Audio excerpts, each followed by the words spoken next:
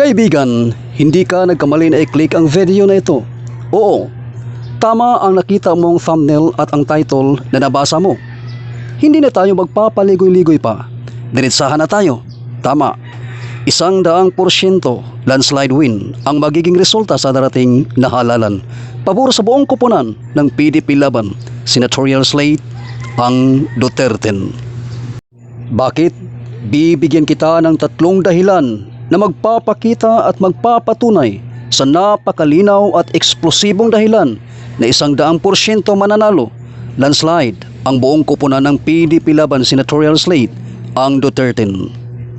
Number 1, ang presensya ng mga malalaking simbahan tulad ng Iglesia ni Cristo, Kingdom of Jesus Christ at iba pa na may milyon-milyong mga miyembro na papabor at boboto para sa PDP laban senatorial slate, ang Duterte.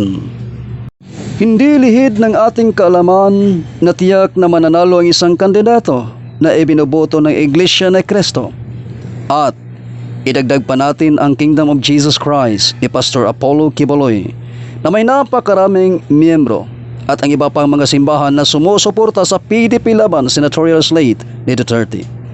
Sa puntong ito ay tiyak na ang panalo ng PDP laban, ang Duterte. Number 2, ang serye ng mga malalaking rally sa iba't ibang lugar sa loob at labas ng bansa. Ipinapakita nito kung gaano kalaki ang suporta at pagmamahal ng mga tao kay dating Pangulong Duterte. Umalingaw-ngaw sa buong mundo ang sigaw ng milyon-milyong Pilipino.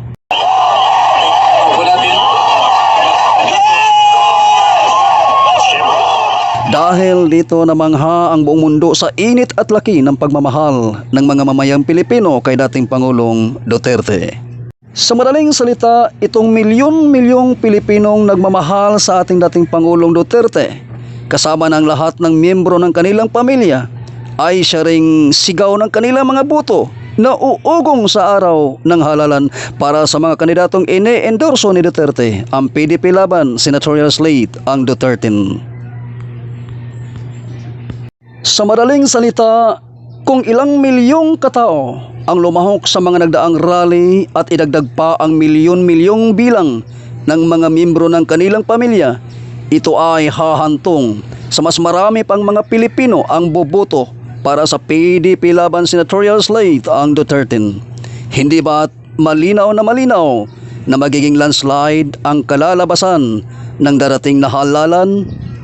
Number 3, hindi papayag ang sambayanang Pilipino na makonbikto ang pinakamamahal nilang Vice Presidente Inday Sara sa gagawing impeachment trial sa Senado. Kaya nasa isip na nila na iboboto nila straight ang buong PDP laban senatorial slate, ang Duterte. Ngayon, mas malinaw na landslide ang magiging resulta sa darating na halalan para sa buong koponan ng PDP laban, ang Duterte. Ang tanong, ikaw, nakapili ka na ba ng iyong iboboto ngayong Mayo 12? Kaibigan, kung nagustuhan mo ang video na ito, huwag mong kalimutang mag-subscribe at i-hit ang notification bell para updated ka sa susunod ko pang mga video. Maraming salamat!